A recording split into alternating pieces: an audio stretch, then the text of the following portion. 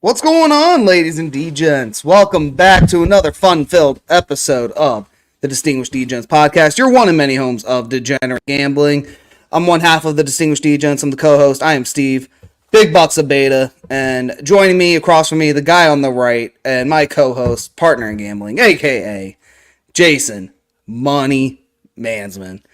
Money Mansmann, we have a lot of affairs in order that we have to settle from week 8. One of which being our Cinnerator bet that we had on the... God, what game was it that we had? Because I'm looking at week... It doesn't matter. I lost them all. Yeah. I lost them all. It was the Detroit-Tennessee game. Dallas. Lost them all. Yeah, Detroit was the main Cinnerator bet, and then... Yeah, we kind of went heads up on a lot of picks. I had a feeling it was going to be a pros versus Joe's week. Believe it or not, though, public wins for a third week in a row, but a little bit more of a regression to the means. 9-6 ATS for the public. So I have a feeling this upcoming week is going to be even more aggressive by the books. I think it's going to be even more important to be sharp. You know me. Got to throw the glasses on, stay cool under pressure. But overall, decent week for me in terms of picks, but betting-wise, a little bit ashamed of myself here. I only got 1 unit profit. But a profit's a profit. I think that is good. Unit profit is good. I've been playing more straight bets recently, and it's paid off. I think I've had my third winning week in a row now. Being good on the money line. Again, you inched me out, but I was for the week, my money line, I was, I think, 10-6 money line. Couple of losses there, but no, been good betting, been good on the props, been doing okay. And yeah, I think the last 2 weeks up 7 or 8 units, so want to keep the train moving, keep the profits in the right direction. So it's going well.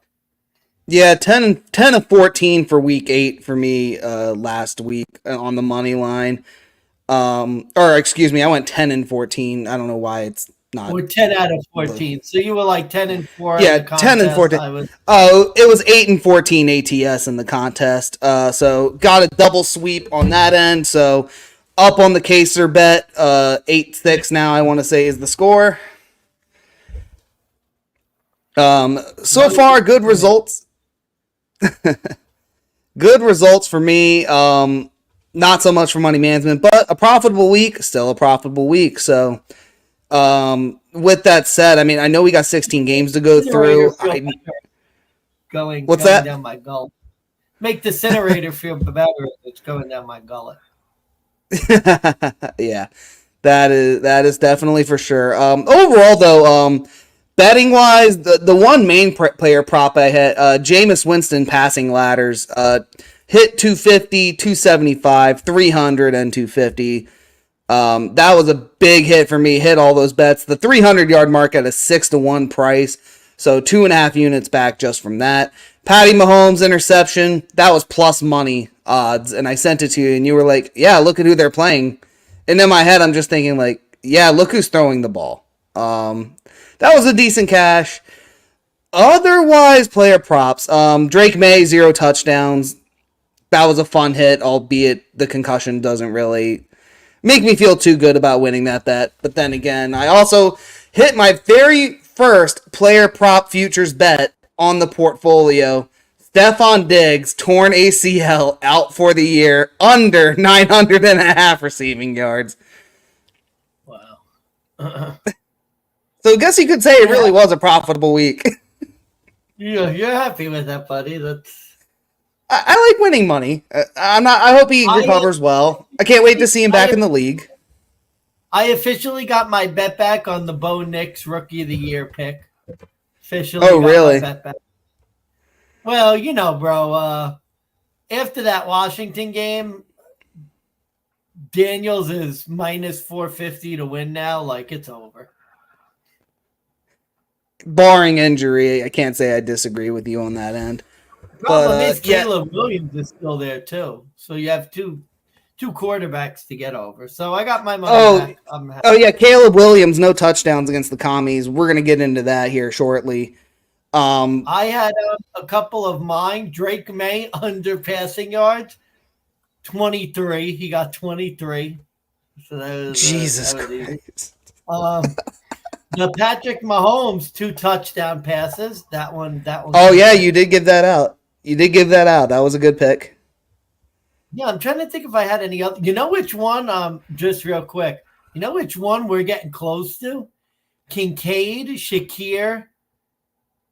Oh Coleman, yeah, 5 touchdowns. yeah. Coleman has 3. I think Kincaid has 2 or 3, and Shakir has 2 or 3. So Yeah, I think we're a lot into the second half of the year. Yeah, halfway into the year, Amari Cooper has been opening up that receiving core, and it's almost like he's being used as a decoy, it seems like. But it's working in Buffalo's favor, as we saw. And he's been a little gimpy in practice, which means those guys are going to continue to get the target share, I think. Yeah, I can't fault that logic on there. Broncos also did good. Broncos beat the lowly Panthers. Really, that's all I have for that game. But I think we need to get in order here. So, like I said, we had 15 games that we now have to get through. NFL Week 8, starting with the Arizona Cardinals, once again kicking a last-second field goal. 28-27 was the final. Miami ended up losing as a home favorite against the NFC. Really, to me, my takeaway was just like I didn't think Tua was gonna do too much, but he went 28 for 38, 234 yards and a touchdown. But we've kind of seen him in 2 games previously, and he did exactly like I had handicapped, which was he really wasn't all that effective on the field when he was healthy, and I don't know why we're gonna imagine he's gonna ball out in this game. He hasn't done it all year yet, even though it was a limited sample. Raheem Mostert did get two rushing touchdowns, so that was a weird prop. Devon Achane, 10 carries, 97 yards. It was like on offense, everything went right, but for the defense, they just let Kyler Murray run and essentially do whatever he wanted on the field. Kept them in the game. Very much a back and forth type of score here. But other than that, they let Arizona hang in close. That's not a team you can do that with. As the Niners have found out, as Miami has now found out. And I was going to say, I think there's like one other team that the Cardinals have had like another last second field goal win. And don't know if that's going to be their MO moving forward, but yeah, just you can't let them hang close. That was my takeaway. No, Miami couldn't get the finish, and their defense is atrocious. This week in Buffalo, this could be the Miami Woodshed game where Miami gets put down for good because this was one of I was really confident in Miami. One of my favorite picks of the week. Not like not an actual best bet or anything, but one of the games that I really was feeling good about, and that was a big loss. I'm surprised they lost, but Arizona continues to be that team that I just can't figure out. I don't know. I don't have a good record betting on these Arizona games. It continues. The struggle continues. Yeah, I mean, Miami had a 27-18 score going into the fourth, or it was 2018. There was that weird team safety, then Marvin Harrison with the touchdown. And then just, again, it was like, just when it was close and Miami was like, it seemed like they were going to shut him out. They were going to get the seal. The greatest thing, too, was like, I had a feel for this game, and I told you, like, I liked Arizona plus the points. I didn't necessarily like the money line to win, but I was like, if this team can hang in close, odds are they probably would pull away with the victory. And I just kind of thought the 4.5, even with the bump that Tua came back, I was like, 4.5 is way too much. And goes to show, like, I mean, going into the fourth quarter, once James Conner got that touchdown, really wasn't too much of a sweat as far as that spread goes. So that was a good hit that I got. So that was lovely to see. Got that one right. That was another one you got wrong. Now, before I move forward, I'm just going to mention to you, Money Mansmann, if you remember our Week 8 episode, I did take a pre-Cinnerator for this already, so you can't pull one on me for this game. Because I've already taken my punishment. Because I knew it was going to happen. I knew this fucking team sucks dick. It's the New Jersey Jets, 20-2. The fucking Patriots, 24. Or something fucking stupid like that.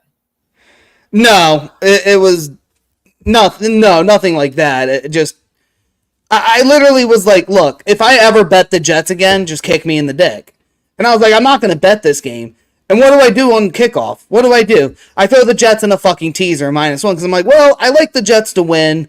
I don't know if I like them to cover. But if I can get them at 1, that means they're going to win. If this team can't beat the fucking Jets, or if they can't beat the Patriots, they're fucking doomed. 25-22 is the final for correction sakes. Goddamn. Aaron Rodgers, no interceptions in this game, surprisingly. This is the first team in NFL history to have passed for over 200 yards, no turnovers. And I'm trying to think, there was like one other stat of like, and I think they had time of possession. I have to double check. Yeah, it's the time of possession, no turnovers, 250 yards passing. 225 for the Jets. Yeah, or no, they didn't have time of possession. Yeah, no turnovers. It wasn't time of possession? No. I'm trying to think. Did the Patriots even get I don't know. touchdown? I'll look it up. It's a weird stat, but like the Jets, 751, and that one is now New Jersey Jets.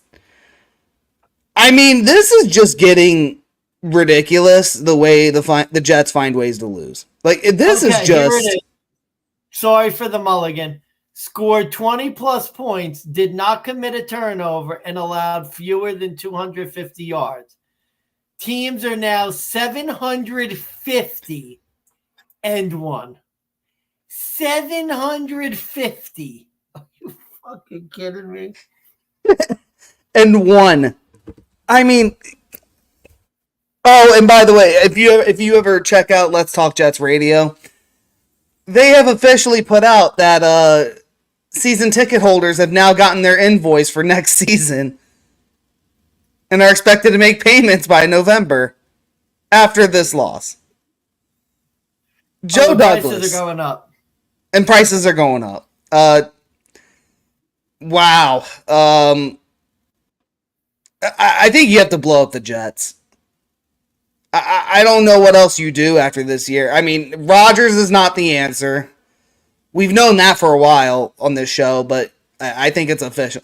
Like, it seems like sports media is finally caught up to that narrative. Another team that thought getting weapons was the answer, when in reality they don't address the real problems. You know, by the way, Greg the Leg, probably not playing this Thursday. Jets now are playing Thursday night against Houston. They had a 6-man tryout for kicker after this Patriots game. 2 of them were elevated to the practice squad. And Greg Sirline on IR still won the job. I'm just kidding. Why have the Jets not cut Greg the Leg?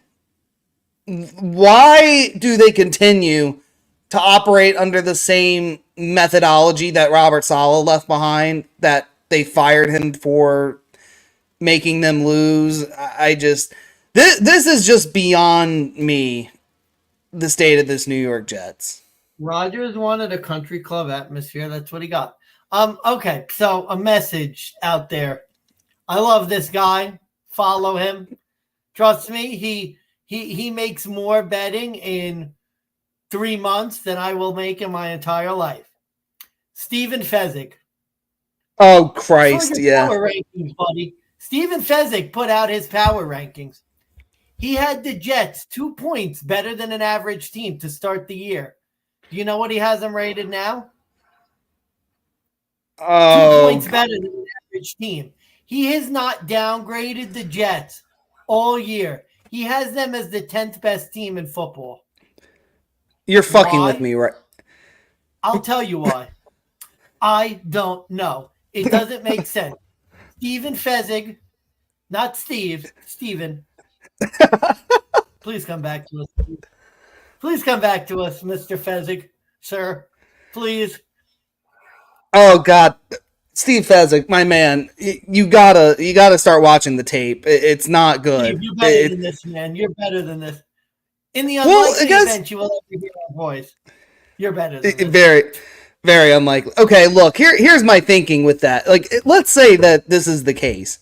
You basically have to admit that the past 5 losses have been pure luck. And that the skill of this team, despite losing Alan Lazard, despite not having Hassan Reddick, which now they have him, like, no adjustment. Like, that tells me, like, the losses of Alan Lazard and everyone else the Jets have lost this year equals the Hassan Reddick. Well, you know, forgetting the losses for a minute. Could just blame the kicker. Oh, yeah, but, like, that's also not taking into consideration the kicker. Like, for what it's worth, like I know the Action Network has their luck rankings. Sometimes I think it's ridiculous, but sometimes there's a point to it. Where you could just say, like, they truly look at a team and they say, okay, is this team just, like, losing by bad luck and by bad turns of events? Or is this team just bad? Jets are not a luck rankings team. They are a team that is bad. Like, they're badly coached. They're badly ran. I've never seen a team blow 3 timeouts in the first quarter before. The first quarter, they blew 3 timeouts where they were going to get delays of game in the first quarter. I don't think I've ever seen that. I mean, oh, my God, yeah. You watch a Jets game, and you see things that you've never seen before in a football game. Literally, 750-1. You literally are seeing stuff you've never seen before with the Jets. Yeah, that was a horrendous loss. That was like a must-win game too. That's what that is what baffled me the most, because like I remembered watching it. Like I caught bits of it, during the 1 o'clock slate, and I was like, okay, this should be a Jets romp. Players are a no-show, and then Drake May gets hurt and he goes out on a concussion, and I'm like, okay, Jets are definitely pulling this one out of their ass. It's going to be a fluky win, but they're going to cover. It'll be fine. No, they're just going to fucking call 3 timeouts in 1 quarter. They're going to fucking let Jacoby Brissett go, for 132 yards on 15 passes. They're going to let Ramondre Stevens, like the one thing the Jets defense was good at doing was stopping the run. Not Ramondre. They let him score 2 times. Drake May, he ran for 46 yards, got his own touchdown. Like, that's the crazy thing. Jacoby Brissett did what a Jacoby Brissett would do in a backup role. Let the running backs do the work, and then if that doesn't work, maybe you throw, but we all know Brissett can't throw. But even my handicap, if Brissett was in, was like, well, they're going to stop the run. They're going to make Brissett throw. It won't be good. Nope. Apparently the Jets don't know how to fucking play football. They don't know how to scheme or make adjustments. I don't know. Like, I'm not even a Jets fan, but like the infuriation that they must feel is astronomical at this point. Yeah. Yeah. And the Patriots, there's nothing really to say about them. They're terrible. They just beat a team that was worse. So that's it. Next game. That's it. All right. So this was a double bester for me. This was a under of the week, and this was also my dog of the week. The Philadelphia Eagles went to the Cincinnati Bengals. They took care of business. Final score 37-17. Under of the week didn't hit. This was my dog of the week as a non-conference road dog. I'm not gonna lie. The first half I was sweating. I was a little concerned, and then second half rolled around, and this Bengals team just got fucking flatlined in that second half. And just the Eagles still have not scored a point in the first quarter all year. No. Yeah, just a couple player stats real quick. Jalen Hurts, 16 for 20, 236, 1 touchdown. Saquon, 108 rushing yards on 22 carries. Jalen Hurts ran it in 3 times, I think 2 of which were on tush pushes. Devonta Smith got 1 receiving touchdown. A.J. Brown, 84 yards. The Bengals, Jesus Christ, this is not... Here's my takeaway, and I kind of said this in the handicap, but God, this game just kind of goes to prove my point. Without fucking Joe Mixon or a stud running back in their backfield to move the ball around and to, adjust the field position, this team is bad. Joe Burrow cannot fucking do everything on that field. That much we've already known, but I mean, without a running game on this offense, they just fucking crumble. And they just get found out. Like, it's... Well, remember, Burrow's coming off an injury, but he's always coming off an injury. Their offensive line's not that great anymore, again. There's turmoil with the receivers. I don't understand some of these sharps just continue to the Jets. Cincinnati's another one. Tennessee. People still think Cincinnati's like the 3rd best team in the AFC. Cincinnati is terrible. They are not a good team. They're not good. They can't run. Their passing game is, pretty much middle of the road when you look at their yards per pass. They're 12th in yards per pass, so not super crazy. Their defense has been playing better, but again, step up in class. Bengals 0-4 at home, and second half, no contest. They got completely, I love the word you use, completely flatlined. That's what happened. Yeah, I mean, but that is what happened. I mean, you look at the fucking scoring summary here. It was 10-10 going into the half. By the end of by late third quarter, it was 17-17. Devonta Smith gets a late touchdown in the third. It's 24-17 going into the fourth. And then the fourth quarter, nothing from this Bengals team. No scores, no fucking offense whatsoever. And the Eagles basically just kept driving the ball down their throat, doing whatever they wanted. They got, 2 field goals and a touchdown. But by the touchdown, with less than 5 minutes left, game was already fucking all but over. And they kicked it, and they managed to kick a field goal late, and then by then it was 20 fucking points, and the Bengals were out already. Like, I mean, that team it just seems like they get to a point in a game when they're losing, and then they have quit. Like the Ravens game, it just felt like now that was a weird game where everything that I felt like could go wrong did go wrong at the wrong time. The Ravens did everything to lose that game, and the Bengals just couldn't do it. But this Bengals team, it's like even when they face the bad teams, they're not really impressing me either. This has just been they're honestly the most disappointing team for me this year, the Bengals. I had them winning the division. I had them win total on the over. That's pretty much dead. Even though they're 3-5. And Joe Burrow's response in the press conference, theoretically, I guess he has a point. Oh, well, there's 10 games left. If we go 8-2, that's a 10-7 record. We have a wild card spot. Yeah, we'll make it. It's possible. It's like, 8-2, but in the first 8 games, you've gone 3-5. And you've beaten nobodies. I mean, you lost. But you're going to go 8-2. And listen to this schedule. After they cream puff for the Raiders, you play at Baltimore, at the Chargers, home against the Steelers, at Dallas. Tennessee is a throwaway game. Home against the Browns. Home against the Broncos, at Steelers. Yeah, you're not going 8-2. No. There's no 8-2 there. No chance. No, not at all. Stupid fucking thing. All right, Green Bay. Speaking of Green Bay, another last-minute field goal win for McManus. 30-27 was the final. They get the win in Jacksonville, but they do fail to get the cover. Unfortunately, I tried to martingale myself into a Green Bay spread pick. Once again, I am disappointed. They do not cover the spread at 3.5. It really didn't have too much to take away from this game. I think Jordan Love is now out, so I know there's questions about him going into week 9 against Detroit.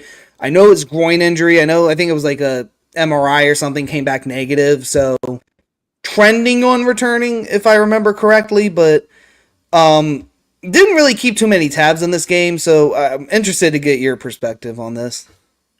I hope he does. So then the Lions spread goes down to -2.5, and I can make it my best bet of the year. I've been a Packers backer, and they got it for me on the money line again, which was good. I thought I was going to get the spread, and then I didn't because they gave up the lead late. I got lucky. I played an alt spread team under Jacksonville under 28.5 points, and they got 27. Wow. And it wasn't that much. It was only like -200. It wasn't crazy or anything. That was the crazy part about it. Oh, wow. So I guess the books had this as a dead over game. Yeah, they had it as a dead over game, which it ended up being. Green Bay, it's just, I don't know, man. Jordan Love, you know who he's reminding me of? Who was I going to give the comp to? He is a discount Aaron Rodgers. Like, that's what he is. Like, discount Aaron Rodgers in his prime. He always throws off his back foot. He throws interceptions. Like, he's a discount Aaron Rodgers who's not as good. Jordan Love is a bum. Like, he's a bum. And he's hurt again. And he keeps throwing bad interceptions and missing throws. And then this so frustrates me because I knew this was the letdown spot for Green Bay too. And I should have bet Jacksonville on the spread, and I didn't. Oh, well. Well, then again, Jacksonville's not really a good team. No, I mean, Trevor Lawrence just, no matter what he throws on the stats, 300 passing yards, 2 touchdowns. It's like you said, this was the exact spot you would want to fade Green Bay. This is the spot you would bet against them. And again, and maybe I really need to reconsider this for week 9, but what's the other side of this fade? And when I see a Trevor Lawrence, a Jets team that's crumbling, a Patriots, a Titans team that still fucking loses, we're about to get to them soon. Why do I want to lay money on these teams? Trevor Lawrence is not a guy I'm about to lay money on. I think that 2022 run was cool, but that was a run. Once that season was over, it was okay, he fell back to reality. We know who he is. He could have a great game. Trevor Lawrence is not a winner. I think there's a stat comparison, with him, Mac Jones, Zach Wilson. And I'm pretty sure Trevor Lawrence has, worse stats than Mac Jones did as a starting quarterback for the Patriots.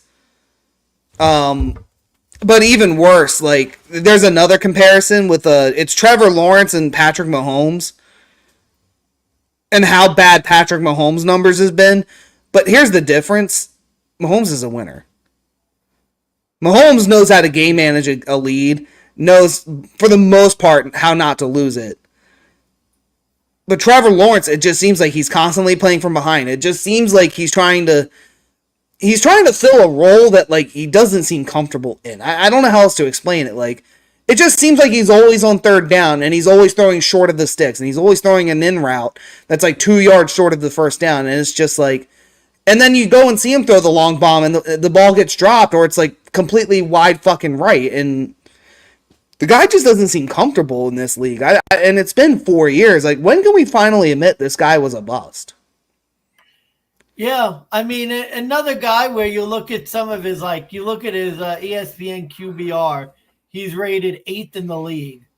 But, no offense, this guy has been vanilla offense, playing it safe. Now, to be fair, Jacksonville's defense is terrible too, but I don't know. Trevor Lawrence just always seems to make the big interception at the wrong time. Just seems to happen all the time. Every fucking time. Every fucking time. Oh, by the time. way, Jordan Love's 17th. So middle of the pack. Oh, yeah. All right, speaking of middle of the pack, the NFC South division rivalry had a good one. Atlanta 31, Tampa Bay 26. Came down to the final 2-minute drive, if memory serves me correct, where Did Baker throw a game-ending pick, or was it just a 39? I can't remember. Baker threw a pick. Yeah, in 2 minutes. So we had a Baker special to end the game. Which is funny because you look at the last two scores in the fourth. Atlanta didn't do a thing. This was like all signs pointing to Tampa Bay coming back. They went from 31-17 to 31-26. Like, Atlanta is just another team I can't seem to get my head around. I'm glad my handicap was right. I'm glad I waited to bet on this game because come game time, it went down to 1.5. So I literally got it at like next to nothing on a team I really liked on the money line. So that was clutch to get. I'm glad I was on the right side. Kirk Cousins, 4 fucking touchdowns, 23 for 29. Yeah, I have a bad feeling Todd Bowles is about to be in the hot seat after this year. If this defensive coordinator, yeah, that is like I know we just shit on the Jags, the Jets, the Carolina Panthers defense too. The Saints defense as well is also trash, but like, Jesus fuck, this Tampa Bay defense, they just let any quarterback come in and do whatever they want. No matter the style, no matter how often they throw, no matter how many weapons they truly have. It's just like Lamar Jackson came in, does what he wants. Kirk Cousins comes in, does what he wants. I mean, fucking Jaden Daniels was the only quarterback week 1 that didn't go in and do whatever he wanted, but God, if I saw that matchup again, I probably would pick the Commanders to get it together this time around and pull it away. Probably be a favorite. Yeah, I don't know. Tampa, it's weird because Baker's having a good year, but he throws a lot of interceptions. He leads the league in touchdown passes, but has 9 interceptions. I like Tampa as a team, and I like to back them, but I knew with the injuries, the cluster injuries at receiver, that this was a tough spot for him. Atlanta on the bounce back after a big loss. They got it done. It was, I think one of my favorite bets of the week. So happy to have hit it. I bet it straight at 2.5. Got the hit. Not much else to say. Atlanta's surprising me there. They're better than I thought they were going to be. Kirk Cousins is really getting it together. I just feel like they're one Kirk Cousins injury away from mediocrity because their defense isn't that good either. And I don't know. Their secondary is bad. By the way, Kyle Pitts, what are you doing, man? Can you hold on to the ball? This guy almost fumbled away the game. I was so pissed off. I'm like, oh yeah. And he had a great game too. 2 touchdowns, 91 receiving yards, 4 catches. I mean, it was tight end week too, and it was a big. That was a miss on. Yeah. That was a big miss. Have we talking about like tight end week and next year needing to look to tight end props next year? Yeah, that's for sure. Yeah, again, I don't know what to make of Atlanta. They just seem like they're 1 loss away, like a real bad loss, like the one they had against Seattle. They're like one of those away from like being known as like a fraudulent NFC team. But you look at the paper, you look at the stats, and it's like, God, Kirk Cousins is getting it together with the Falcons. That receiving core is finally relevant and on a team that no offensive player was relevant in years, but I just can't seem to make heads or tails of the Falcons at time, in all honesty. That's my problem. Yeah. All right. This is ugly. Well, my over of the week hit in this game, so that was another best bet that came through. Unfortunately, the Baltimore Ravens not only failed to cover this game, they fucking went and they decided, let's go ahead and lose this outright. Oh, look! There's Jameis Winston throwing the ball. And let's go to catch it. Oh, nope, let's fucking drop it with a 2-minute drill. Let's just drop it, let them go. And the Browns, next play, long bomb. Jameis gets the win. 29-24 was the final. Oh, it's okay, though. We have a quarterback. He can throw the ball. His name's Lamar Jackson.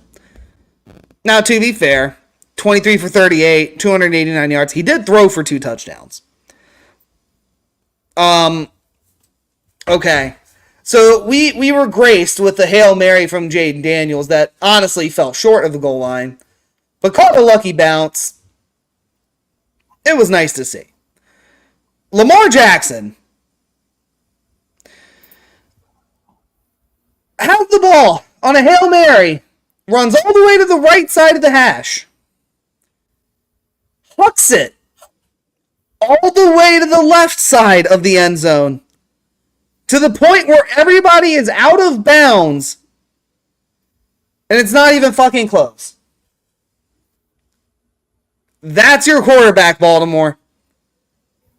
The same quarterback that threw for 4 touchdowns against the Tampa Bay Bucks goes from one side of the field, throws it to the complete other direction to nobody but 4 defenders on a Hail Mary. What the? I don't know. Is this just a... Did you actually bet Baltimore on the spread? I don't want to talk about it. Well, okay? I told you, fade of the week. I told you this was coming, man.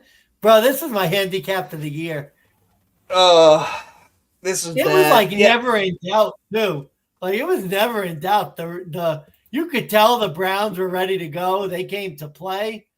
It was never really in doubt that they were covering this number. Oh man. I had a Baltimore money line on the over that didn't hit. That would have at least saved me some grace if Baltimore had just gotten the interception and like win. That would have saved me something because I had the first half bet that didn't come through. I had the fucking spread because I got it as down to -7.5. Didn't fucking hit. That was ugly. I'm surprised. That was a Barney play. A lot of the sharps were on Cleveland. I felt like it was a weird spot, short rest, 1 o'clock, division opponent, putting in a quarterback who at least gave them a chance to win and that they would get the boost. And that's basically what happened. Like, I mean, I'm not burying the Ravens, but then you look at it and at the same point, Ravens have 3 losses now. Look at the AFC. Houston, 2 losses. Bills, 2 losses. Chiefs, no losses. Steelers, 2 losses. All of a sudden, the Ravens are a couple losses away from being a wild card team and playing in Buffalo in the first round. I don't know if that's what the Ravens want to do. I know they won in Baltimore, but that could be a revenge spot for the Bills. Maybe invite Vitrell to Buffalo so we can watch the Ravens season end in Buffalo. That could be fun. That could be a fun experience if that's the case. I know right now the current playoff picture has Denver traveling to Buffalo for the wild card game. That could be. That could be intense. We can't even watch that game together. You're banned. You're banned from watching Bills games. Yeah, that's unfortunately a fact of life. I might small to you if the Bills fucking lose to the Broncos in the playoffs. Jesus. Yeah, I don't know, man. This was a bad spot. Over the week hit, though. I mean, at least there was that. Like, Baltimore's defense, and especially in the second half, the fourth quarter, they are just fucking, like, again, they're just like the Bengals. Fourth quarter comes around, they're dead. They don't know what to do. They can't stop a ball. Don't know how to stop a running back. He has good pass defense. So, never mind. Yeah, okay. All right, here we go. This was my fade of the week. The Indianapolis Colts, they do cover as a 4.5-point road dog. They don't, unfortunately, get the win against the Texans. 23-20 was the final. As we mentioned earlier in the episode, Stephon Diggs out with the ACL. Anthony Richardson out due to being tired. I'm gonna start a new movement at work where I'm gonna get about 4 hours into my day, and then I'm just gonna tap myself out. And yeah, I'm just not gonna work. I'm gonna not work for an hour because I'm tired. Anthony Richardson, I have a fucking rant I need to go on, but I feel like I want you to go first before I do so. Yeah, real quick. The shit that happens to me, even when I'm running well, when I'm finally starting to make some money, about fucking time, listen to the shit that happens to me. So here's Houston. They have the ball. They're driving. They're going to kick a field goal. Anthony Richardson can't tie his own shoelaces. So it's going to be 26-20. I'm going to cover. The game's going to end. We're good. Fucking Texans fumble the football. I'm like, are you fucking like the shit that happens to me all the fucking time? It's like unreal how bad I run on these ATS picks. Like literally, you've got to be shitting me. They fumble the ball. This is the second time Houston hasn't covered due to some bullshit against Indy. They didn't cover. They fumbled the ball. Bad. Oh, go ahead. I was going to say, they didn't cover. They fumbled the ball with 3 minutes to go. And Richardson can't fucking do it. Like, any other quarterback. Bro, he was like... Any other quarterback could do it. 2 for 13 on third downs. 7 of the 12 drives ended in a punt. I mean, look. There are 2 things that are true that happened in this game. This is what nobody will talk about if you had actually watched the game. And Dan Orlovsky on ESPN did a surprisingly good take with this argument that I'm about to make. Anthony Richardson, on 7 key plays, 2 of these throws, had they just been caught and completed, would have been touchdowns. The amount of dropped balls by these Colts receivers is just being completely fucking dismissed. Because he takes himself out of one fucking play. Like, if I was Anthony Richardson and they came to me, yeah, why'd you take yourself out? Did you see my fucking receivers? They weren't going to catch it anyways. Might as well fucking not been the reason why. You know, like, I know you can't do that, but, like, if it were me, it's like, well, why'd you tap yourself out? Why the fuck would I stay in? They're not going to catch it anyways. They're just going to let it go to the fucking ground. I could hit them in their fucking dome, and they're just going to let it bounce off. Yeah, 2 specific catches to downs would have been in the end zone. There was a key third down moment right in Michael Pittman's hands. Literally in his hands, dropped on the ground. I don't know if it's players not wanting to play for Richardson. I don't know if there's something about Richardson's throw that the aerodynamics just makes it impossible for a wide receiver in the NFL to catch the fucking ball. It's so fucking absurd. Like, that was the most frustrating part about watching Anthony Richardson, because you look at his stat line, you're like, well, this guy's shit. This guy's terrible. It's like, no, if you had added those 7 catches, it would have been like a 17 for 30 with 3 touchdowns. But no, you don't get that. You get this 10 for 34, less than 150 yards. And now we're not talking about the drop catches. We're talking about the fact that he fucking took himself out of the game because he was tired. On to argument 2. This bitch is an NFL quarterback, and he's tired. Well, you know what? I'm tired of betting on him. I'm tired of making excuses. I tried to give him the benefit of the doubt. I tried to fucking reason with him. I made him a fade of the week. I'm glad it hit. It shouldn't have. Auto fade. Anthony Richardson, rest of the year. I'm fucking done. Like, what a fucking loser mentality. I'm going to check myself out on a 3rd and goal, no less. And you're going to let old man Joe go in and take your job. Which, by the way, congratulations, dipshit. That's what happened. Here we go, buddy. Ready? I'm going to. Great job. I'm going to end it with this. Anthony Richardson, quarterback rating this year, 57.2. Joe Flacco, 102.2. So basically, almost doubled his quarterback rating. Need I say more? Bye-bye, Anthony Richardson. See ya. Maybe he'll be flipping burgers at McDonald's, or I don't know. He and Evan Neal could go flip burgers. I don't know. Maybe they could trade for Bryce Young. They could just get Bryce Young as a backup and... No, you know what I need? Forget burgers. Tempur-Pedic needs Anthony Richardson. Are you tired like me? You need to sleep on a Tempur-Pedic mattress. There we go, man. That's an endorsement. Get the NIL done. Let's get it done. There you go. All right. Mr. Mansmann, it is time. It's the last 1 o'clock game. It is the loser of the Cinnerator bet. I don't even know where to start on this one. I will admit, I mean, there's another you looked good at first. I'll admit, it was good. You looked good at first when it was 14-14 going into the second.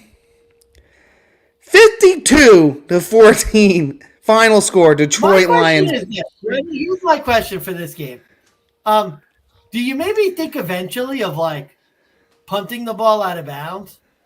Maybe that right idea that you might have after like the seventh punt return for 60 yards, the seventh kickoff return for 60 yards. I mean, literally, like. Or when Josh Reynolds ran it in. Like, Detroit did nothing except literally every time they started, they were on like the 15-yard line. Every time you look, another punt return. 60 Tennessee. They're terrible. Tennessee found a new way to suck. That was trying to be too cute, too sharp. I should have known. I even said, this is stupid. It's going to be an idiot play, donkey play. And, of course, Tennessee, they got a good defense. Well, you know what their defense can't do? Keep their fucking special teams from giving up 60-yard punt return. 294 punt return yards. What the fuck? That is bad. Listen to this. Outgained him in total yards, 416 to 225. 23 first downs to 17. Yards per play, 5.9 to 4.8. Third down efficiency, 3 for 11 and 3 for 9, so no difference there. 71 plays for the Tennessee Titans. 8 penalties for 60 yards. Outgained him in time of possession, 35 minutes and 37 seconds in that 60-minute game. They had lost so bad because of the special teams. This is like, I almost feel bad for making you do a Cinnerator because of how unprecedented it's of a loss. More. Like, you can make the case this should be a double Cinnerator just because of how the Titans lost. I mean, I'm not going to stop you, but like that is just like an unprecedented loss that I don't know if I've ever seen in a long time. 190 punt return yards, 72 kick return yards, 262 yards in returns. Yeah. And Jared Goff, by the way, 4 touchdowns. Jared Goff, 4 fucking touchdowns. Less than 100 passing yards. 85 yards. 3 touchdowns, excuse me. That's right, because David Montgomery managed to throw a touchdown on a trick play. Like, it's okay, Detroit though, literally was... the Titans are laying 3.5 points this week. Let that shit sink in. Why? Why would the Titans be laying? Good. That just is so asinine. Why would the Titans be laying any points to anybody? Literally, when their offense is good and their defense is okay, their special teams just fucks it up for them. Like, they just find again. It's like a new way to lose. Like that was like a really innovative. I wanted to bet the Titans, and then you look and it says -3.5, and you're like, why would I ever lay points with the Titans ever again? This team sucks. They're done. Fire Callahan. Rebuild. Yeah. Will Levis is a bust. All right. Real quick, I don't have much for this game. It was the New Orleans Saints and the LA Chargers. Yeah, this was a shit game. I didn't know it was going to be shit game of the week per se, but no, that was Jets. That was Jets Patriots. Listen to this. 2-3 going into the second quarter. Going into halftime, it was 5-9. I had an under bet in this game. I had an under bet in this game, and when I saw 5-9, in the middle of watching a Broncos game, I was like, how the fuck did Denver lose to this Chargers team? How are we a complete no fucking show on defense? Oh yeah, that's right. PS2 was out. There's my answer there. What's the Saints' excuse? You held them 5-9. A bad team and Dennis Allen would be fired. Like, that's their excuse. Is Derek Carr coming back next week? Like, no, but I'm pretty sure they're laying 6.5 points against Carolina. Again, laying 6.5. I think. Okay. Yeah. Okay. Do you have any takeaways from either team? Otherwise, I just. No, I mean, this was shit. Like, the Chargers' offense is like. I mean, don't get me wrong. They're well coached. They play fundamental football. These are the games you expect the Chargers to win. I really should have bet the Chargers, except they were laying a significant amount of points off a short week.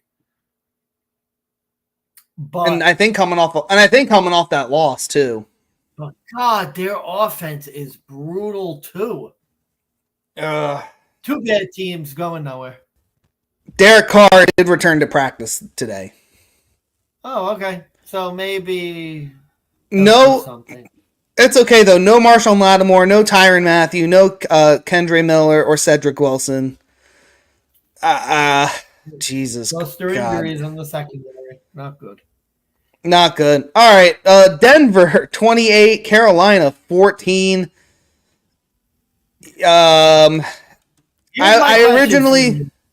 Here's my question. Why is your coach running up the score against Carolina? Go. He has some weird vendetta against Carolina. I don't know what it is. To be honest with you, though, like, my thinking of it was that you were only up 3 touchdowns. You weren't really running the ball effective anyways. Why not let the kid fucking throw it? Because, like, I agree with him with the stance on one thing. You don't like us moving down the field? You don't like it? How about you stop us? How about you play man-to-man and stop the ball? Like, if you hate it that much, stop it. Yeah, remember this week, buddy. Yeah, I'm very well fucking aware this week when we have to come here to our hometown of Baltimore and they have to cover 9 points against the Lamar and the Ravens coming off of a loss. Man. Not a good look. Not a good look. I don't know. I just, like, it was nice. Like, we were celebrating my dad's birthday on Sunday, so it was good to be able to watch a Broncos win without really having to sweat it. Even though literally on the first drive, Carolina fucking drove the ball down and got a touchdown with Bryce Young, and I was like, and literally my first thoughts initially were, yep, here we go. This is why I didn't fucking like this game. I was like, Carolina, this is the spot. They're getting a dead cat bounce. And then Bryce Young remembered who he was real fast and proceeded to fucking throw 2 picks, not really get a third down completion at any point in the game until late in the fourth. And I don't know, like the other aspect of like Denver driving up the score, like, no offense, they didn't really score at all in the fourth quarter. They were just driving the ball and essentially killing clock. I guess the narrative was that they were passing it all the time. They were going for it. But I mean, that's Sean Payton. He's always been the aggressive type. He's always been the one he's not going to let Bo Nix do rookie things. He's going to say, fuck it. Go in there and go fucking lay your dick down like an NFL quarterback. Be a man. Don't be a fucking pussy. And honestly, this game kind of shows that. Like, it was a bully game. Bo Nix got to shine, 3 touchdowns, 284 passing yards. He got 1 rushing touchdown in himself. Yeah, but the running game is my concern. 47 yards with McLaughlin, 44 with Javonte Williams. The Broncos running back core is like a D-list version of Detroit. It's just no good. And don't get me wrong, I'm glad we're beyond the Melvin Gordon years. I've essentially moved on from the Philip Lindsay travesty that was, but I think Denver needs it. Their new focus needs to be on the tight end and the running back position because they really don't have Yeah. much. Yeah, I'm surprised Javonte Williams isn't better. I guess for a team like you guys, I mean, I don't know who's in the market. Chuba Hubbard, could you get him? Trying to think of bad teams maybe that you can get a running back from. Not a whole lot out there, unfortunately. Not really. I mean, you handled business like I thought you would. You got the cover, but you got some wins against some pretty bad football teams. So yeah, we beat the Saints and the Panthers. Let's see what happens when we play another real team in the NFL again. On the road too, no less. So then again, the Saints were Thursday night, so we had the extra rest. I think that helped. I mean, a lot of people are coming up and being like, yeah, Bo Nix looks like a real quarterback. And I was like, well, yeah, he does, but he hasn't played anyone like really in the last few weeks. I think he's promising. He looks fine. I think he's got a chance. So I do too. No, nothing really negative there. Just nothing really outstandingly positive either. Like nothing that makes me want to go like, oh my god, did you see the fucking Panthers-Broncos game? Well, no, what happened? It went exactly like you would expect. Denver was basically beating them by 3. They let Carolina get some garbage points, but they still covered. Like that's the game. All right, moving on. Here we go. Your Buffalo Bills at the Seattle Seahawks. This was my best bet of the week. I had the Seahawks getting their ass kicked in this one by the Bills with the Miami Dolphins. Look at it. 31-10 was the final. Mansmann, I'm assuming during the 4 o'clock games, you had this one on your TV. So tell us all about it. What's the state of the Bills? How happy are you with this victory? I know the Seahawks were fighting with each other by the second half. Gino was crying. It was bad. It was bad. Yeah, I mean, you look at the stats. It was a beatdown, like I had anticipated. It really was. I don't. Buffalo, for whatever reason, the game before they play the Dolphins, they always come out super focused. I don't know why. Look, Bills beat below average teams. The Seahawks, they got fat off a couple of backup quarterbacks, and then they played Josh Allen, and let's be honest, the Bills running, passing, whatever they wanted, they could do. The penalties are still an issue, but with that win and the Dolphins losing, Bills are 3 games ahead in the division already. Really 3.5 if you count that they beat Miami already. Basically, this week, Bills beat the Dolphins. This division race is over. Bills might clinch the division by Thanksgiving. Like, it's insane. That would be absurd. And I would be dead. Like, again, because we both picked Miami. Like, we said this was Miami's year. Maybe I didn't bet it. I thought so, too, but Tua getting hurt, and they suck. They're terrible.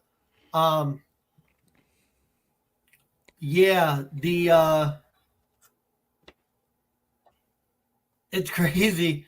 The Bills, for whatever reason, they play really well against Miami. They play really well the game before they play Miami. I don't know why. And for the Seahawks, I don't know, man. Their defense is not good. Their offense got exposed. Kenneth Walker literally against a terrible rush defense couldn't do jack shit.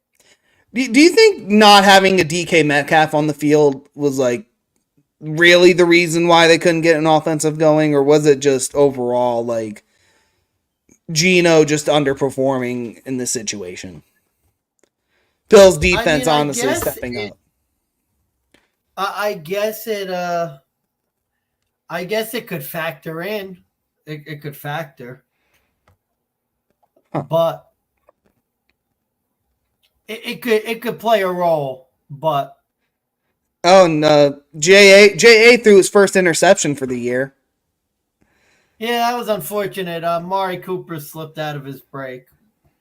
Aaron Andrews cursed him. That's the thing on social media. But no, other than that, not much to say. It was a Bills beatdown. They got up early and shoved their dick down their throat. And then they thanked them. The third quarter is the Bills quarter. Yeah, it is. That's Bills' second half, really. Besides the one game. 18-15 Bears, Commanders. We brought it up earlier in the episode. The Bears kind of had a game-winning running touchdown against the Commies, and then all of a sudden, it was a miracle at Landover. And Jaden Daniels, his only touchdown throw, too. Commies win 6-2. Okay, so I guess here's the ultimate question. Was this like a fluky, bad Commies loss, or was this like an even worse Bears loss? Like I don't know. My thinking is like, I know the Bears are like, wow, this is like a typical Bears thing to happen. This shit just seems to happen all the time. I think a lot of stuff is getting missed. Primarily like the underwhelming performance of Caleb Williams in this game. I know Jaden Daniels was hurt, but really he seemed to outshine his competitor here in this battle of the rookies. God, this just looks like it was just an ugly game overall. So I don't know like what the narrative is after this game for both teams. So what's your insight on this one? Well, I had Bears money line, unfortunately, and I almost sucked out in the biggest suck out of the year. And then probably, strangely enough, rightfully deserved to lose on the Hail Mary. I don't know. It's weird. It's a game felt like Washington really should have won, and then they shouldn't have won. And I don't know. Yeah. At least it was nice to see another team flub the Hail Mary besides Buffalo, seeing as that's like the Bills thing. It's fucking giving up Hail Marys. But yeah, and the guy was taunting the fans before giving up the Hail Mary. That was stupid. And he was the guy that it actually, and to be fair, it wasn't like he went for the catch. Like, he did his job. He went up to bat it down. He just jumped like slightly too soon, jumped at the right moment, and tipped it and gave it to the other guy. Yeah, really, really weird. I almost think that maybe they need to like try and intercept the ball. I don't know. I feel like there's a way where you should be able to stop the Hail Mary, and I don't know why it's not easier. I don't understand. I feel like there needs to be like... Anybody, just give me 1 minute. Yeah, sure. Yeah, I was just going to say, like, I feel like there should be, like, a man-to-man coverage in the end zone, like, on top of the pile. Because it just seems like a lot of these Hail Marys, I know the Bills was, like, a 4-on-1 halftime thing with Rodgers. And it's Aaron Rodgers, he does this kind of shit. But it just seems like every other time, it's either this, like, tipped bounce off the pile, or it's something that falls short, and then, you know, a small lateral, and then that's fucking it. It seems like with the Hail Mary, everybody just piles in.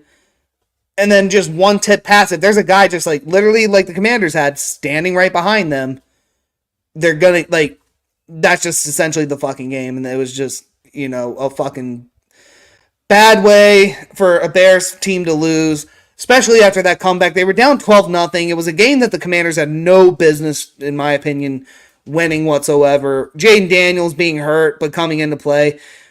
There is a toughness factor, but like if this guy truly is your franchise quarterback, I think this might be a position where you just start thinking about saving him from himself. But the Commanders got a real important win. They now travel to the New York Giants next week, or are they hosting? Nope, they're traveling. Yeah, they're traveling there, and the Bears next week have a fucking weird matchup. They're going to Arizona, so like both teams kind of coming off this real bad fluky game. Now going up against questionable, fluky teams again. So, don't know if I want any parts there at all. But while Money Mansmann's gone, I'm going to move on to the last 4 o'clock game so we can keep this rolling. We have the Kansas City Chiefs 27-20 was the final. The Chiefs did get the win. However, they did not get the cover at 9.5. This fucking Chiefs team, like this is the stereotypical Chiefs win, up by 2 scores. You know, you have no business letting the Raiders try to come back with 2 minutes to go, but this was a game I was dead wrong about. I thought the Sharps were kind of being a little silly, putting their faith in Gardner Minshew, but he performed as expected, 209 yards, 2 touchdowns, and 24 for 30. Patrick Mahomes, as I said earlier, definitely threw an interception. Kareem Hunt, welcome back to the Chiefs and welcome back to relevancy. He got another touchdown, so his streak is still very much alive. But I just honestly, I'm wondering when this fucking Chiefs team is going to get caught up in this like luck. Because it just seems like the coaching and shit, it's going good against great teams. Or it's going good against the bad teams, but they're still finding ways not to cover. And then against the good teams, it's like they're barely scraping by. Like the Baltimore game was one that comes to mind. They had the game against the fucking the Chargers. That was week 3. The Bengals week 2. That was another fluky one. Even the Sunday night game against the Falcons, like they started off the year, they barely were scraping by beating these teams. Now they're getting like some class relief with the Saints and the Raiders. Next week they're Monday night on the Bucks. I'm looking at fading the shit out of them at 9.5. Once again, because the Bucks are honestly a better team than the Raiders, and if the Raiders could cover this at home, I don't know why Baker Mayfield and the Bucks can't fucking cover 9.5, especially on a backdoor cover potential at a higher number, or actually at the same number that the Raiders got. Not sure what to make of it there. And let's see here. Looks like we got some fantasy football shit we're trying to get corrected here. Sorry, I'm back. Yeah, it's You're good. Back. I agree with you. I heard your thing on Kansas City. I really thought this would be a game that Kansas City would kind of dominate, to be honest with you. They had been beaten by the Raiders last year. The Raiders had sort of joked about Mahomes. He did get his 2 touchdown passes, but I don't know. Something with Kansas City. They're a little funky, man. They're undefeated, but they've won a lot of close games. I just wonder if they're going to be able to continue to do that for the rest of the year. A lot of times those close games tend to come back to get you. I don't know, man. I know Kansas City's undefeated, and their defense is good and they could stop the run. But I don't know. They played a lot of close games. I think they're going to get it sooner or later. There you go. All right, Sunday Night Football. Sorry, go ahead. Sorry, just Raiders suck. They're a dumpster fire. Speaking of dumpster fires, the Dallas Cowboys 24, San Francisco 30, Sunday Night Football. Happy National Tight End Day to George Kittle, a.k.a. the founder of National Tight End Day. 1 touchdown, 128 receiving yards, 6 catches. Stud of the week, in my opinion. Brock Purdy, very boring game, 18 for 26, 260. Jordan Mason once again gets hurt, so we got Isaiah Guerrero getting the lead, 85 yards, 1 touchdown for him. I'm going to ignore the Niners angle because they are one of the more disappointing teams, but they are kind of like in a weird regression spot that I was worried about in the offseason. But yeah, we need to talk about Dallas. 25-38, 243, 2 touchdowns, 2 picks for Dak Prescott. In a game where I want to make sure I say this right, they never maintained a lead whatsoever. Yeah, Christ, this is bad. Oh, they had a small lead in the second, 10-3. 10-6 at halftime, and then complete fucking no-show up until the 4th, where it kind of just got carried away. I'll tell you what, I was feeling good, and then the third quarter happened, and it was bedtime. Yeah. Quick 21, and that was it.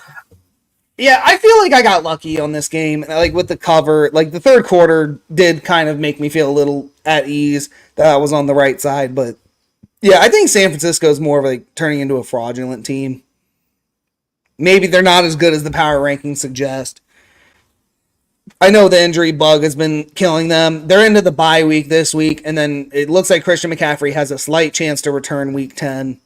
Maybe that'll get some things turning around for this Niners offense, but yeah, I mean, Dallas, God, the state of the Cowboys is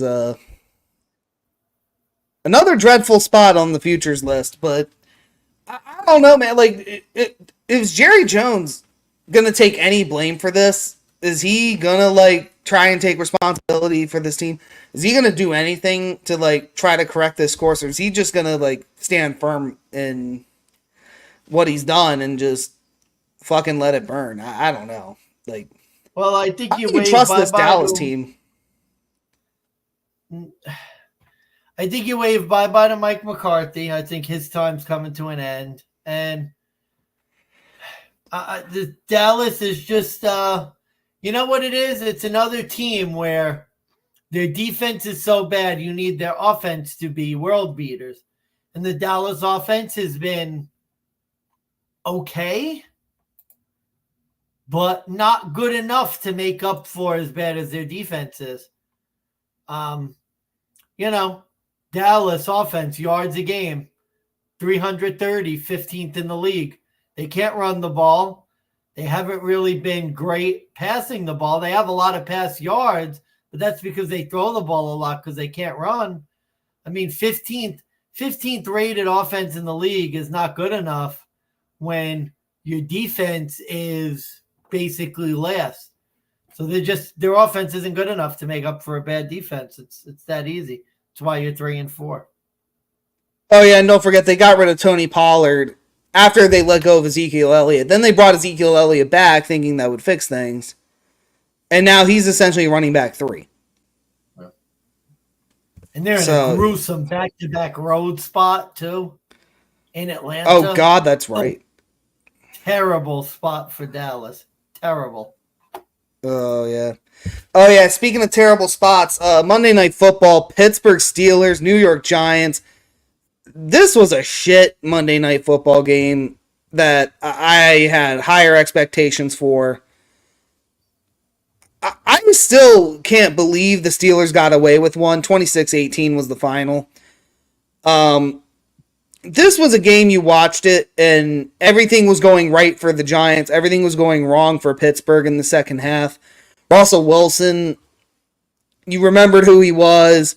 He wasn't making the third down conversions. He had a couple long bombs. I think 2 got called back. That was strange. So, like, kind of another fluky performance on the stat line for him. Probably should have been better, but yeah, I think I lost a live bet on this one too because I had Daniel Jones under 200 passing yards, and then come the fourth quarter, I'm looking at live betting and I get a 240.5, and I'm like, I don't know if he's gonna hit that. And he had like 160, I think, or 170, and I was like, he might get over this the way this game's going, but let me hedge and get 240. That'll be a lock. Nope, the fucking last drive, he just fucking drives the ball down 60 something fucking yards like it's nothing. Pittsburgh's defense, what a weird no-show spot for them in general. Like, the Giants fucking just ran the ball down Pittsburgh's throat. TJ Watt really was only good when they tried to step back and pass. That was it. But the Steelers got away with one. Daniel Jones threw a fluky pick at the end of the game in Daniel Jones fashion. The Giants are now 1-15 on primetime games under Daniel Jones. Not much really to take away from the Giants, but I've got concerns with the Steelers moving forward here. Yeah, Daniel Jones prime time. He's no good. It's time for him to be done. Again, he gets some yards, and then he has killer fumble, killer interception. I mean, it's the same song and dance with him. Like the Giants, you're 2-6, your season's over. Time to put in Drew Lock. Or better yet, time to put in Tommy DeVito and see what you've got. Like, Daniel Jones, there's no point. He's going to get hurt. You're going to have to pay him. Just bench him. It's time. It's done. It's over. The guy sucks. You should have drafted Josh Allen, not, Josh Allen, the real Josh. I mean, you probably should have drafted him instead of Saquon Barkley. But, you should have drafted the pass rusher Josh Allen rather than, Daniel Jones. I was going to say, the 2019 draft, I'm trying to think, who could they have gotten instead? Or was it the 2018 draft? I'm trying to remember. Let's see here. 2019. Yeah, you're right. It was 2019. It was. So they could have listen to this. They could have gotten the other Josh Allen. They could have gotten TJ Hawkinson. They could have got Ed Oliver, Devin Bush Jr., Christian Wilkins, Brian Burns, who they ended up having to trade and pay a fuck ton of money for anyways. So at least they drafted Dexter Lawrence. Good. Yeah, sure. They could have had Josh Jacobs running back. They could have just drafted him. Nope, they let the Vegas Raiders go and get him. The list goes on and on. But, as far as quarterback goes, it was like Kyler Murray, then Daniel Jones. Rest in peace, Dwayne Haskins. I don't think he would have got him. Deebo Samuel in the second round. Jesus. Drew Lock, like another draft pick you could have got. You could have just drafted Drew out the gate instead of. But I don't know. Second round. Deontay Johnson, Jeez. third round. David Montgomery.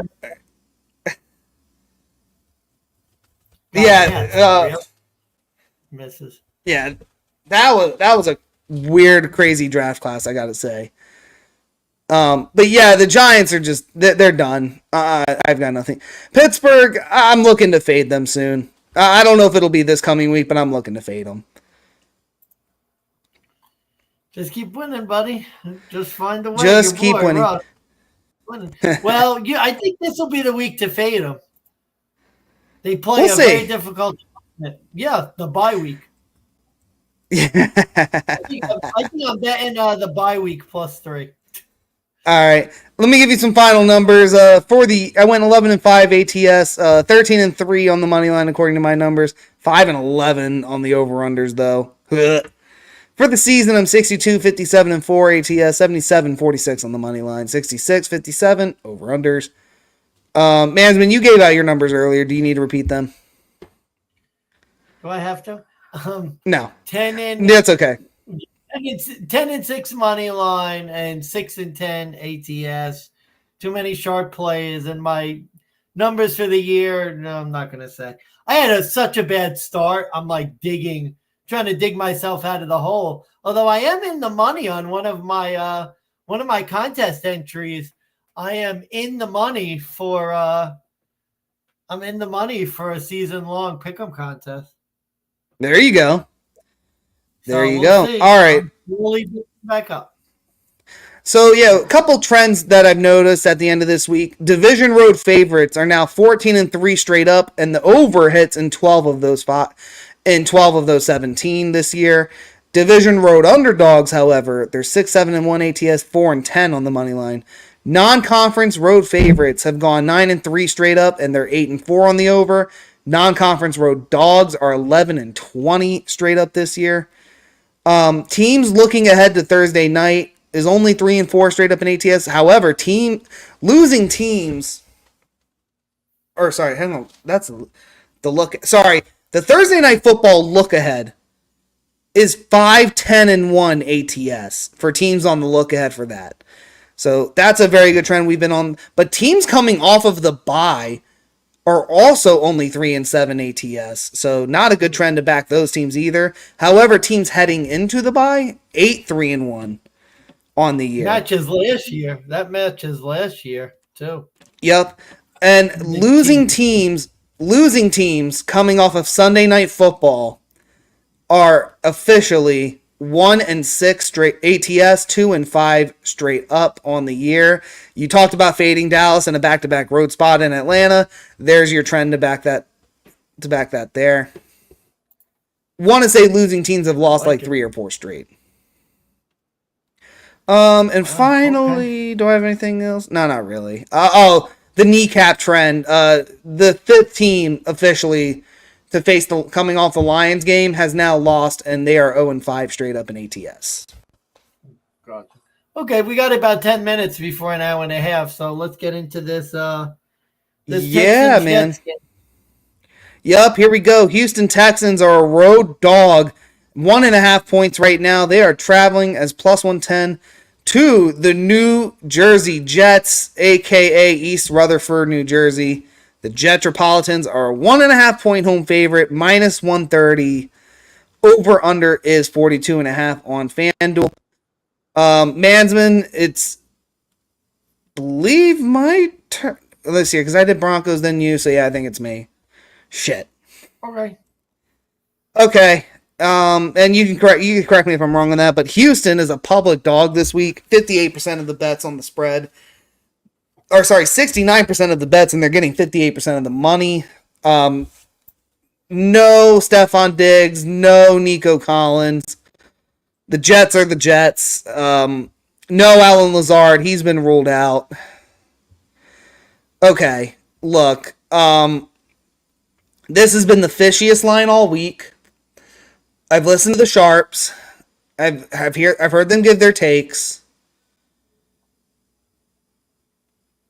Oh man, I want no parts of this game. This is a no bet for me. Because the problem is, I think if I look at everything in totality,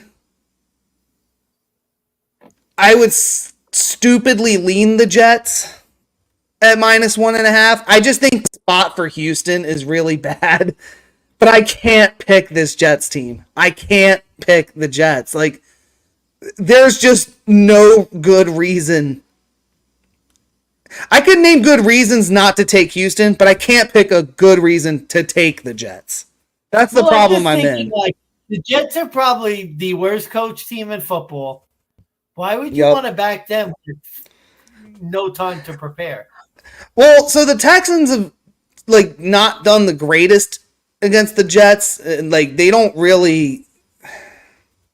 Like, I think the last time we saw this spot was last year, and they got fucking blown out 30-6 in New York. And I'm pulling up the box score now, but I wanted to say that was like one of the Jets' backup quarterback performances. Yeah, but in the rain. Oh no, it was Zach Wilson. It was Zach Wilson. And CJ Stroud. Like, it was 30-6 in the rain. No running game. The defense was there. Look, okay? This is my dog of the week. Going to have 2 dogs of the week. This is dog of the week number 1. Why are the Jets? Steve Fezzik has the Jets and the Texans both 2 points better than an average team. Rated the same. These teams are not equal. Here's the difference. Here's the problem, right? Jets pass the ball, 4th highest percentage in the league. The Houston Texans now pass yards per play on defense. They are ranked number 2 in the league. Yards per pass on defense. So they're going to stop the Jets from passing. Now, their run defense, not as good. 24th in the league, yards per rush. Problem with the Jets is they run the ball at one of the lowest rates in football. Jets defense has not been as good without Robert Saleh, and we know they're susceptible to the run. Well, guess what? The Houston Texans have a running game now. Running game and defense translates. Better coach team. Now, yeah, ideally they wouldn't be on the road, but for me to be getting points with the Houston Texans this week against a Jets team that just lost to New England. Mind you, they had the drop in class after a bunch of games against good opponents, and they blew it. And now they're going a substantial rising in class. They scored 22 points against the New England Patriots. They're now going to be using a backup kicker. This team, so I bet this a couple ways.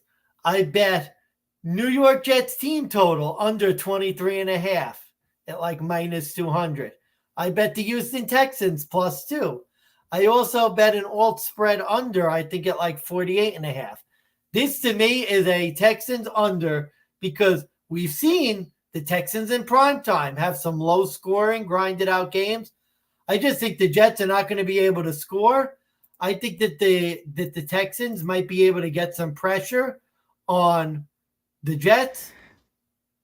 I think it's going to be very difficult. Mind you, Houston, number 3 in sack percentage. New York Jets, Aaron Rodgers, bad against pressure. I'm telling you, this is a Houston Texans game all the way. Wrong team favored. What the fuck are we doing? Houston Texans. I mean, I think it's wrong team favored. I'll give you that because I think the Texans are a generally better team right now in the league. I heard Steve Fezzik say that, look, his rankings are stupid. Like, from what I've heard, they don't seem logical. I really would think that, like, in terms of where they're at right now, it makes sense it's a coin toss. The Texans are so injured right now on offense that I think if Texans were full offense, this is like Texans favored by 3. But we've seen CJ Stroud on the road. Not very good. Don't think he's covered 5 straight. I mean, last 5 road games. Yeah, so, I mean, you're basically betting on CJ Stroud on the road. You're betting on him as, like, only a 1-point dog where, like, look, I get CJ Stroud as a dog. That's a spot I normally would play. But, like, when it's a pick'em, I'm a little more hesitant there. I mean, you have to remember, this guy barely beat, or, like, he beat the Patriots, but then they lost to Green Bay in a pick'em fight. And Jordan Love, you don't think is all that good. They almost lost to Indy on the road. I think that was week 1. Last week, and honestly, this is what I keep coming back to, and it's like the whole Anthony Richardson argument, but it really ties back to the Texans defense. If those receivers catch those balls, I think the Texans end up losing this match against the Colts. And what's this number supposed to be? The Jets, on the other hand, probably should have beaten the Patriots. They didn't. For me, it's like, I could see the argument where you're like, maybe the Jets should be favored by more. I don't think the Texans are that good. I'm not saying the Jets are great. I just don't think the Texans are like, this to me is not a like big dog bet of the week. Like, I'm only literally picking them because I have no good reason to pick the Jets. I have like millions of bad reasons why I'm not taking the Texans. I don't want to bet on the Texans as the road. I don't want to bet on the Texans as like a slight dog. Although I feel like this is when you bet on the Texans, though, because I feel like it could be more bigger favorites. They're susceptible. I mean, you're right. Like, the problem is the value is just too good. You're getting the Texans as an underdog, and I think it's one of those things where it's just. I think the sharps are convincing themselves. If you don't watch any Jets games, you convince yourself of, they just lost 3 games because their kicker's no good. No, they lost 3 games because their kicker's no good. They commit tons of penalties. Aaron Rodgers is a bum. They are poorly coached. They can't run the ball. Their defense commits penalties. Their defense can't stop. Like, there's a million reasons why the Jets lose. And I don't think the Texans maybe are as good as some other people think, but there's no reason they should be underdogs in this game. You're getting the – and let's be honest. What's that stadium going to be like on a Thursday night? Halloween night. Thursday night. New York Jets football. That stadium is going to be a ghost town. Get what I did there? Yeah. Ghost.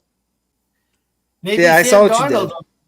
See some ghosts, but no. I mean, in all seriousness. Yeah, I don't know. At the end of the day, Joe Mixon could run over this team.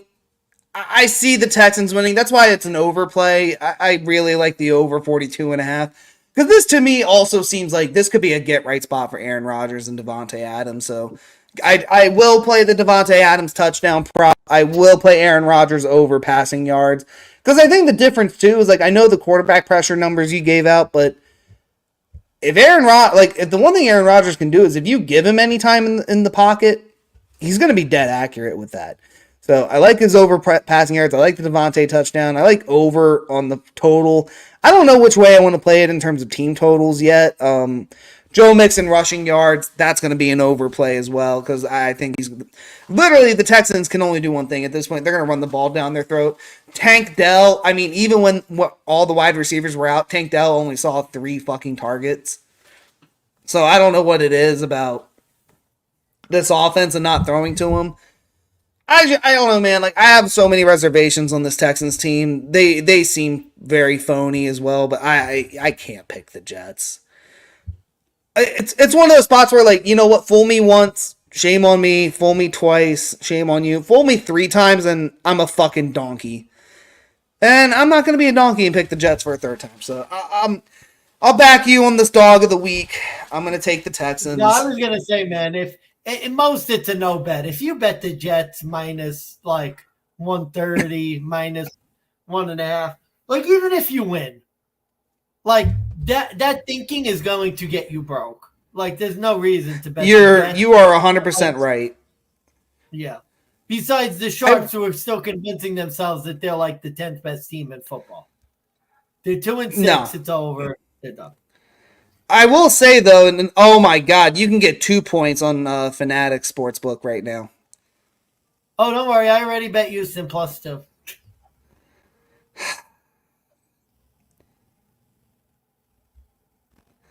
What the hell? All right, I'll do a live bet. I'm throwing it in. Houston +2. Although I gotta say, in fairness, the home teams have been doing better on Thursday recently. Favorites are also 6-2 straight up on Thursday Night Football. Yeah, well, the Rams won as a dog, and the